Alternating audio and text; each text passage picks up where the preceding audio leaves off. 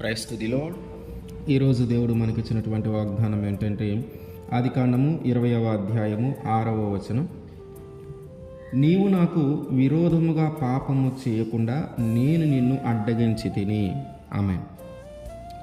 మనిషి యొక్క ఆలోచన ఎలా ఉంటుందంటే, మనం ఏదైనా ఒక తప్పు చేయాలనే ప్రయత్నం చేసినప్పుడు, ఏదైనా ఒక పాపము చేయటానికి ప్రయత్నం చేసినప్పుడు అది చేయకుండా ఉండటానికి అనేకమైన అడ్డంకులు ఏర్పడుతూ ఉంటాయి.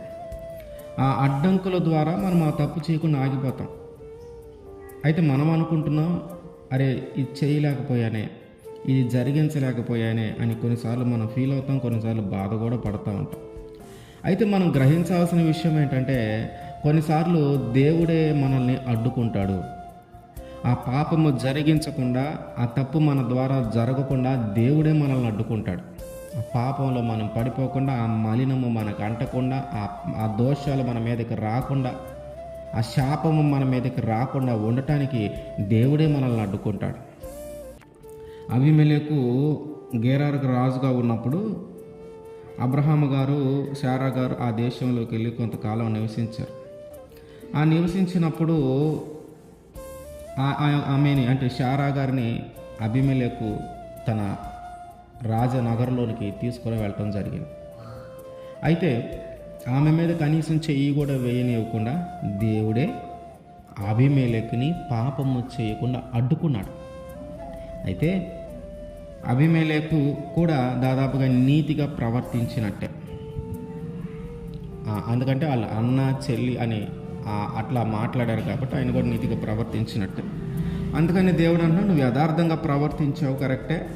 అయితే నీవు పాపము చేయకుండా, నాకు విరోధంగా ఏ చెడ్డ పని చేయకుండా నేనే నిన్ను అడ్డగించాను అని. కొన్నిసార్లు దేవుడే మనల్ని ఆ పాపంలో పడిపోకుండా అడ్డుకుంటూ ఉంటాడు. ఆ పాపం మన ద్వారా జరిగించకుండా అడ్డుకుంటూ ఉంటాడు. ఎందుకంటే ఆ శాపం మన మీదకి రాకుండా, ఆ మలినము మనల్ని అంటకుండా, మనము ఆయనకి ఇష్టమైన వ్యక్తులుగా జీవించడానికి, ఆయన ఏర్పాటు చేసుకున్న వ్యక్తులలాగా మనము బ్రతకటానికి దేవుడే కొన్నిసార్లు మనల్ని అడ్డుకుంటూ ఉంటాడు. దేవుడే కొన్నిసార్లు మనల్ని కాపాడుతూ ఉంటాడు. మనమేమి అనుకుంటున్నామంటే, అయ్యో చేయలేకపోయానే, ఇది జరిగించలేకపోయానే మనం ఫీల్ అవుతూ ఉన్నాం. కానీ దేవుడు మన రక్షణ కొరకు, మన మీదకి శాపం రాకుండా ఉండుట కొరకు, మనల్ని కాపాడుట కొరకు, ఆ మాలిన్యము మనల్ని అంటకుండా ఉండుట కొరకు మనం ప్రత్యేకమైన వ్యక్తులుగా ఏర్పాటు చేసుకున్నాడు కనుక ఆ పాపం మనలోనికి రానివ్వకుండా దేవుడే మనల్ని అడ్డుకుంటూ ఉంటాడు. దేవుడే మనల్ని కాపాడుతూ ఉంటాడు. ఈ విషయాన్ని మనము గ్రహించాలి. ఈ విషయాన్ని ఎప్పుడైతే మనం గ్రహించగలుగుతామో అప్పుడు ఇక ఎప్పుడైనా ఇంకొకసారి మన హృదయంలో అట్లాంటి ఆలోచన కలిగితే, మన హృదయంలో ఇంకొకసారి ఎప్పుడైనా పాపం చేయాలని ఒక తలంపు మన హృదయంలోనికి ఏర్పడితే దానిని చేయకుండా ఆగగలుగుతాం. ఎందుకంటే మొదటిసారి దేవుడే ఆపాడు.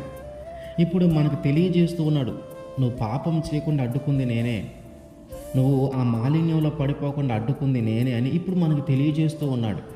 ఇప్పుడు రెండోసారి మనం పాపం చేయాలంటే మనం ఖచ్చితంగా ఆలోచిస్తాం.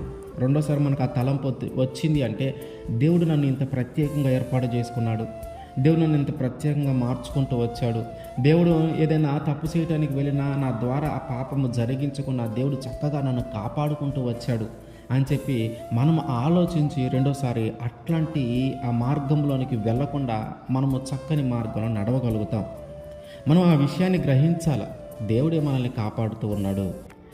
ఆ పాపంలో పడిపోకుండా దేవుడే మనల్ని అడ్డుకుంటూ ఉన్నాడు. దేవుడే మనకి రక్షణగా నిలబడుతూ ఉన్నాడు. దేవుడే మనకు ఒక గోడలాగా నిలబడుతూ ఉన్నాడు. మనము ఆ పాపము జోలికి వెళ్ళకుండా అనే విషయాన్ని మనము గ్రహించగలగాలి.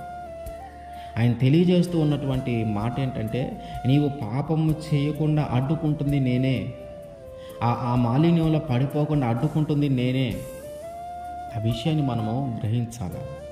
ఆమేన్.